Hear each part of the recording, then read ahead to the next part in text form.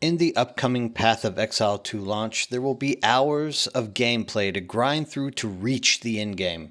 However, once you do reach this stepping stone, it will be useful to have a basic understanding of what you will encounter there and what you should look for to improve your gaming experience.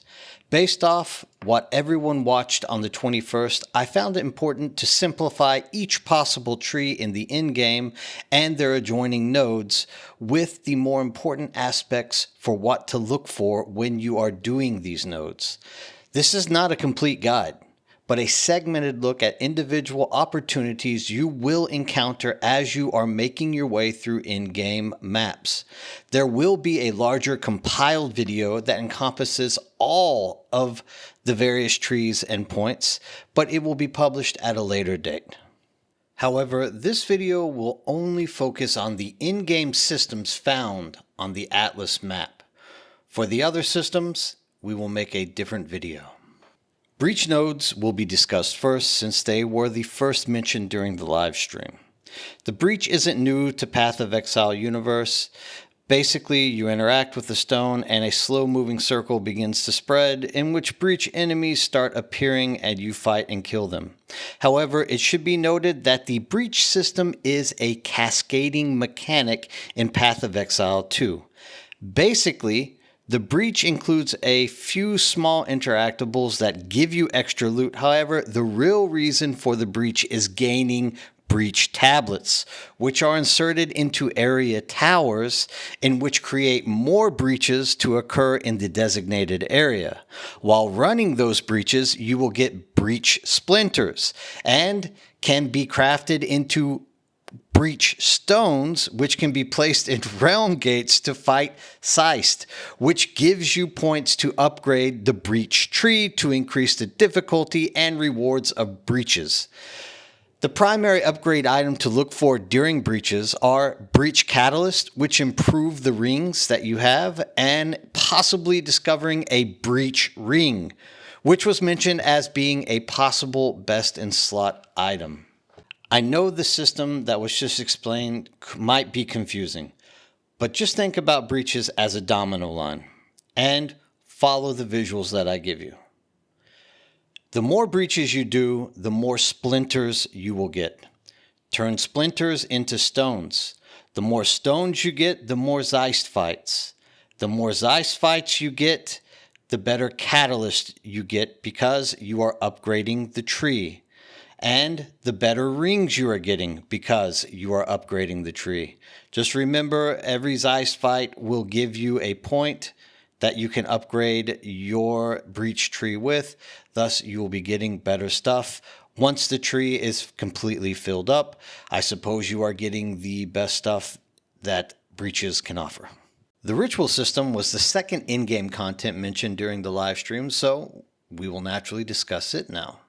You basically walk up to the totem and kill everything inside the encircled area, in which more mobs will spawn, you will kill them, and in return you will get tribute, which you can buy items from the totem. This is not a new system, this is in most ARPGs.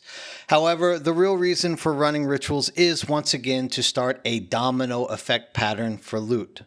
You will find the totem tablets, which you can then insert into towers to make more rituals spawn in the map in your area that you run. Thus, it appears that each ritual you defeat in an area will also be added to the next ritual that you run. So even though it didn't fully explain how you spawn the in-game boss called the King of the Mist, I'll speculate that once your area totem reaches a high enough stack difficulty, he will spawn there. This, however, is only a guess, but by defeating him, you will get points to place in your ritual tree, which will increase the difficulty and rewards of each future ritual that you run. The key reason for running this content is, of course, for the omens, which will be used to remove prefix or suffix mods you don't want on your gear. As a side note, it appears the omen must be combined with the correct orb to remove these mods. Now, in conclusion, this system is basically the same as breach nodes. You run rituals to get tablets to increase the rituals in an area which drop more omens and possibly spawn a boss at a hard enough difficulty. Thus, nothing really changes from the previously mentioned mechanic. It's just now doing a ritual system. The third content mentioned inside of the live stream was that of the Delirium System. The Delirium System is a returning content from the original Path of Exiles. You basically walk into shattered glass and the map around you becomes foggy, in which you must fight mobs and other creatures. Even though it wasn't clearly stated, there was mention of tablets dropping, therefore you will more than likely use the tablets in towers to make more delirium spawn across the maps that you go into in that general area. You'll be able to upgrade these tablets, making them harder, thus leading to the drops of an item called Simulacrum, which I'm guessing will open up an additional area in which mobs and bosses will spawn.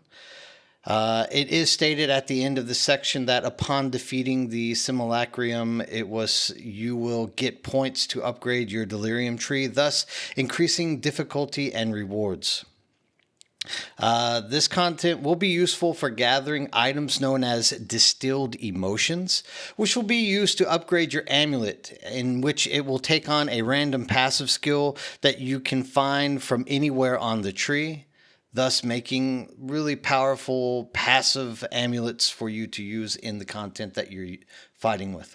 The final Atlas content is Expeditions. However, it seems to be very straightforward, and the grinding gear guys seem to explain it better than me, so I will just put what they said here and not try to take away from anything that they keep simple. Occasionally, while clearing corruption, you will encounter these Kalguran settlers. The Kalgurans have discovered ancient burial sites with lost Verisium artifacts, and they want you to help dig them up with explosives. The Kalgurans have marked the locations where the relics can be found. Place explosives as best you can to dig up as many as possible. There is just one problem. Corruption has brought the corpses of their ancestors to life, so you might have to do a little cleanup before you can reclaim the artifacts.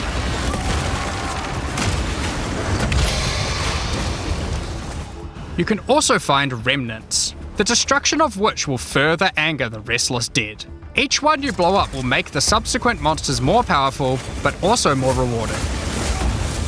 Danig, Rog, Tujin, and Gwenin will exchange the artifacts for useful items and runic magic. You can also find tablets to increase the number of expeditions and the rewards. This one increases the radius of explosives, while this one increases the number of remnants you will find. Eventually, you might discover a logbook. These are special maps full of buried treasure and relics, essentially one giant dig site.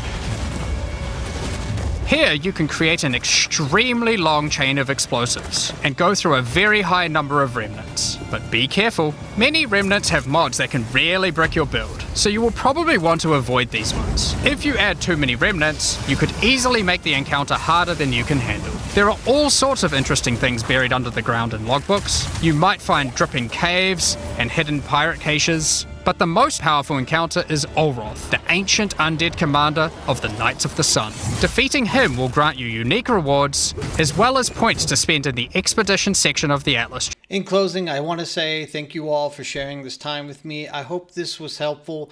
This was more of a learning experience for me because I just couldn't understand and process the complete amount of information that was thrown at me on the 21st. So I felt like I needed to go through and create a learning process for myself. But since it's there and now I understand these little Atlas systems, I want to share them with you guys. So please enjoy. I hope they help you. And bird out.